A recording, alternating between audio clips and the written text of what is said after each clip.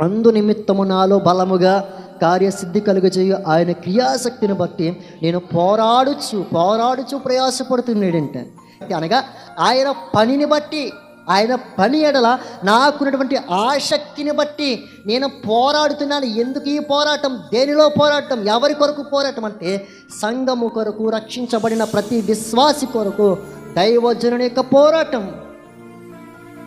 ఎవరి కొరకయ్యా పోరాటం ఇది? ఎవరి కొరకయ్యా నీకు ప్రయాస? లేదు, నా కొరకు, నా కుటుంబం కొరకైతే నేను లోకంలో ప్రయాసపడితే సరిపోతుందండి. ఇక్కడ ప్రయాసపడిన అవసరం లేదు. ఇక్కడ నేను ప్రయాసపడాలా? ఇక్కడ రాత్రింబగళ్ళు కనిపెట్టుకుని ప్రార్థన చేస్తూ కన్నీరు విడుచుతూ అయ్యా అని దుఃఖించేటువంటి బాధ ఎందుకు అని అంటే, నా కోసము, నా కుటుంబం కోసం కాదంటున్నాడు. ఇక్కడ ఎవరి కొరకంట? ఇదిగో మిమ్మును ఆ యొక్క మనిషి కుమారుని ఎదుట, ఆ క్రీస్తు ఎదుట ఏ లోపము లేని వారిగా, సంపూర్ణులుగా, అంటే మనలో వేలెత్తి చూపడానికి ఏ లోపం కూడా కనిపించనంతగా మార్చడమే సంపూర్ణులు అంటే.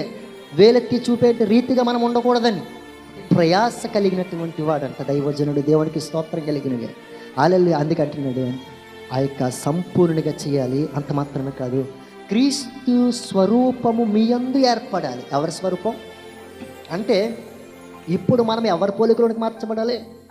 మనము సంపూర్ణులుగా మార్చబడాలంటే క్రీస్తు పోలికలోనికి మనం మార్చబడాలి. ఆయన రూపములోనికి మనం ఏం చేయాలి? చెక్కబడాలి.